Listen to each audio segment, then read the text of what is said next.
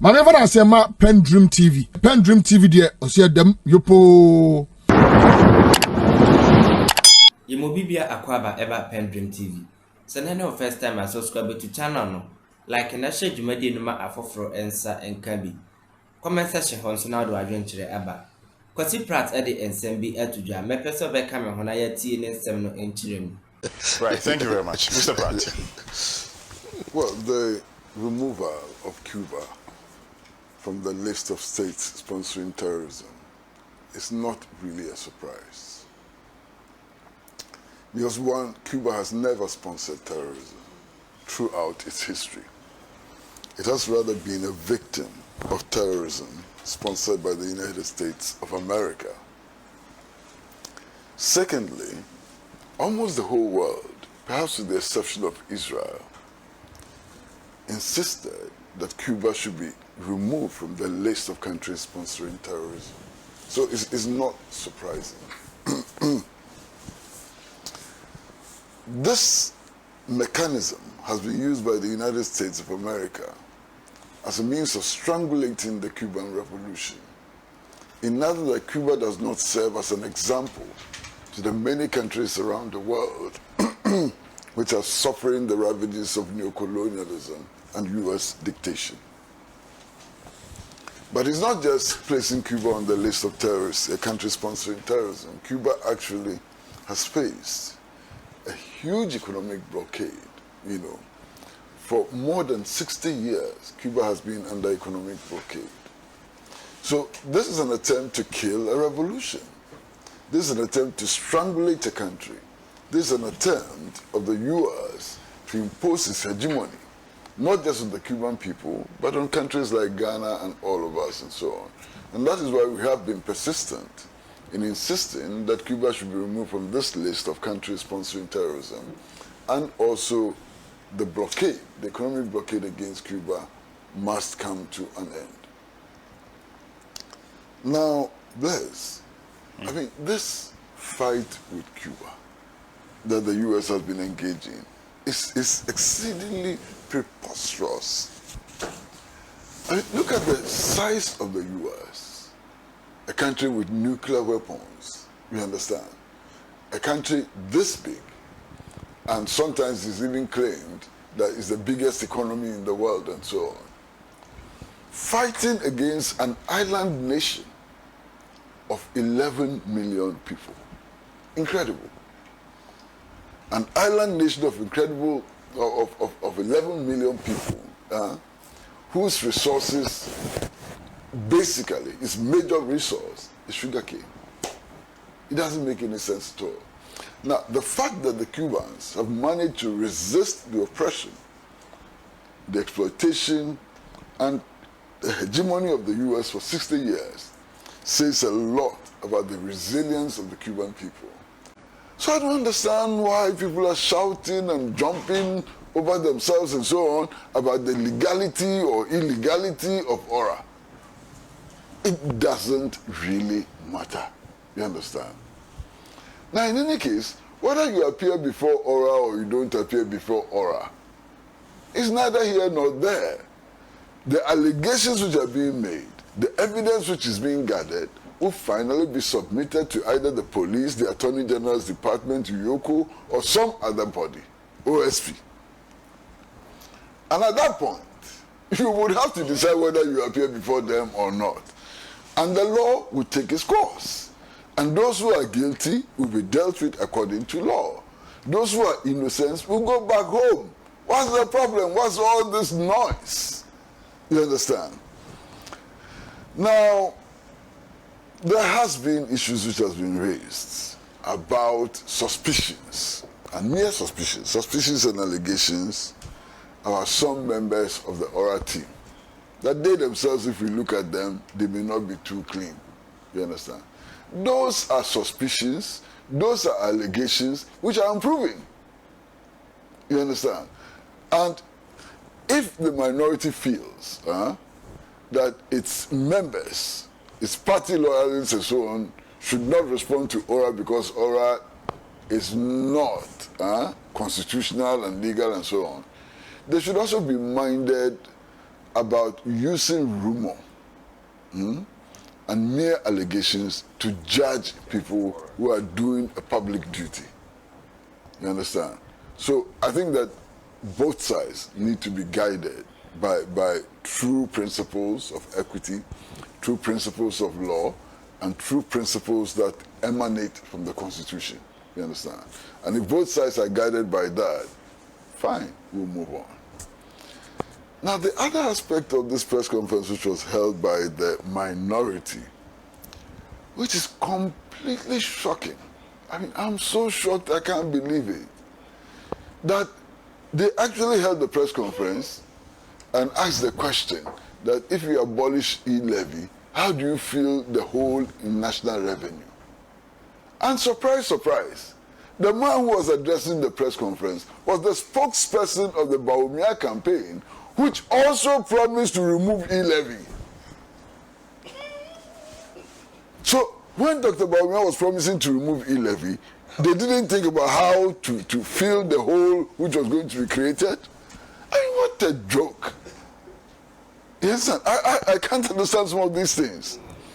And then, to make matters worse, it says that, look, if you remove E-Levy and betting tax and all those things, you shouldn't introduce any other tax. Where is this coming from?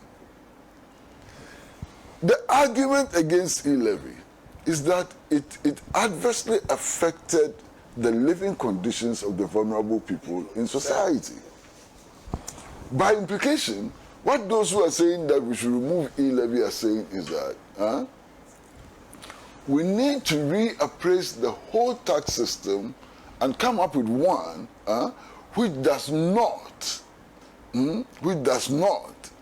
punish ordinary vulnerable people, but follows the true principle of taxation, which is to take from those who have more than necessary and use it to serve the interests of those who have nothing. So yesterday I was making the point, for example, that look, you go and impose E-Levy and it affects everybody, vulnerable people, the unemployed and so on. Why don't you remove E-Levy and begin to look at other areas? And I was making the point that, look, gun license, for example, for a whole year costs 12 cedis. Who are the people who have gun licenses? They are the rich. They are the powerful, they are the influential in our society and so on. So remove E-Levy and increase gun license to 2,000. you understand? In order to generate resources which will make up for what we are losing from abolishing E-Levy. We live in a country in which people live in $1 million houses.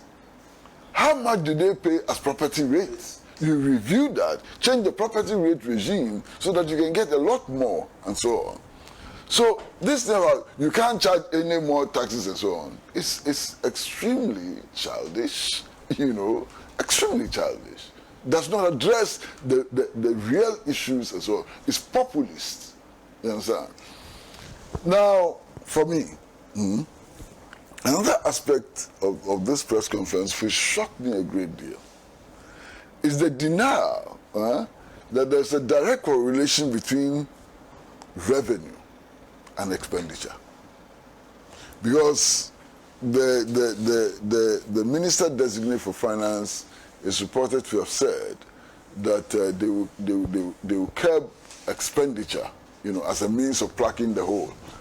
And the minority is saying that that is impossible. What do you mean? I mean, revenue and expenditure cannot be mixed. If you are earning 10 cedis and you are spending 15 cedis, you have a problem. You understand? You have a problem. There's a deficit. So if you're earning 10 cedis and you're able to cut your expenditure from 15 to 9 cedis, the situation improves. You make a savings of 1 cedi. You remove the deficit. So there's a direct correlation between revenue and expenditure. But even beyond that, who says that societies must necessarily charge taxes in order to generate resources? Who says that? And I tell the story of my visit to the Democratic People's Republic of Korea in 1981, when the government actually announced that they were abolishing taxes. And it's very simple. Okay, you take the worker, the government employs you and pays you 15 cedis a month.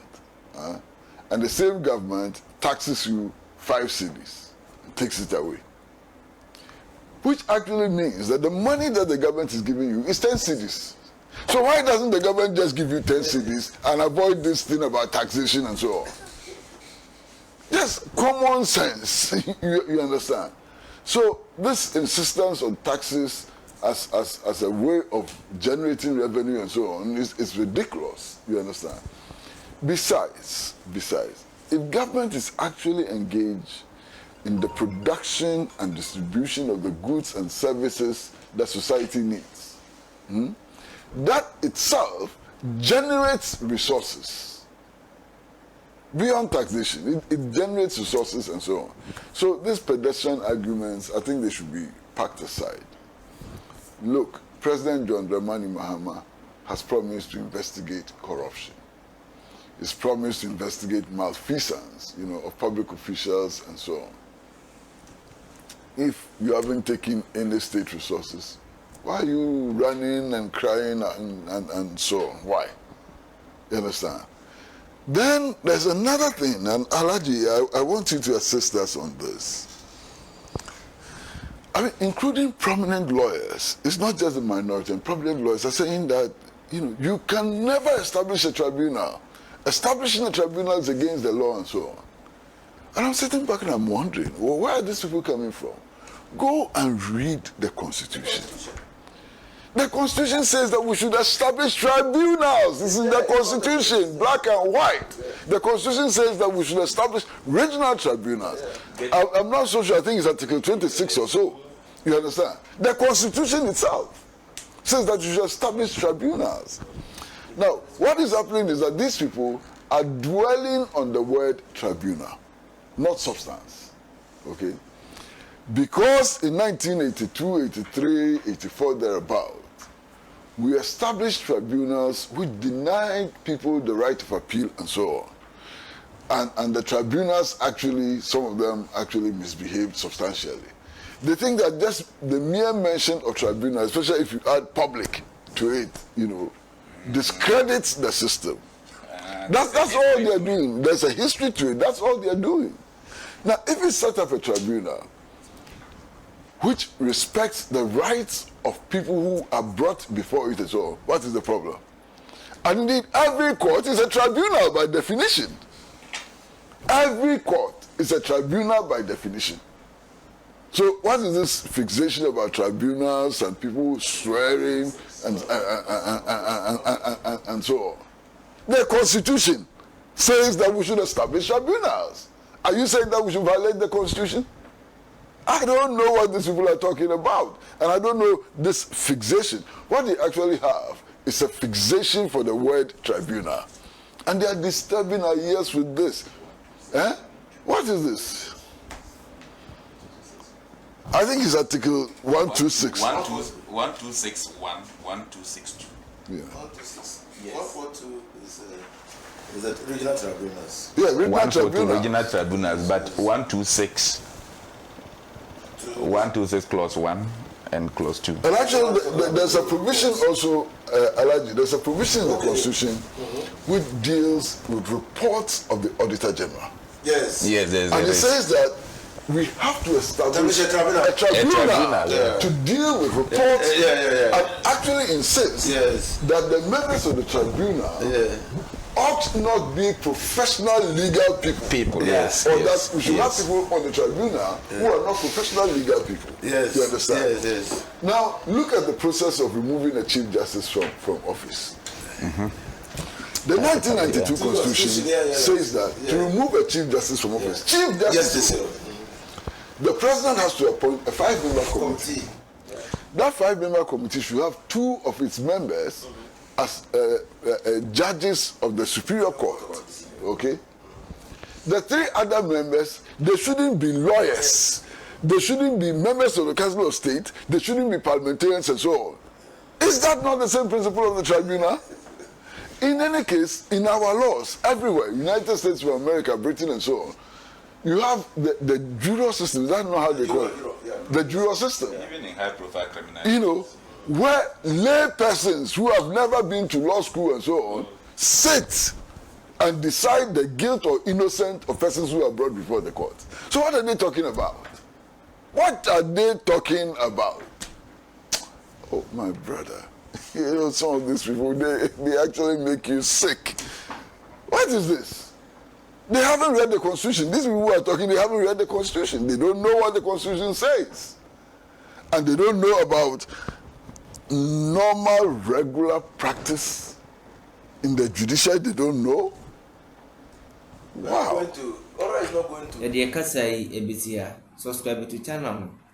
You are going to comment section like in a shade you made in my afro answer and come. You be here in the next video. I'm not PENDREAM TV. Now, so far so good. Say open online portal le Ghana. Nipa share, nipa follow, nipa comment here. To my best of knowledge, without any biases, PENDREAM TV.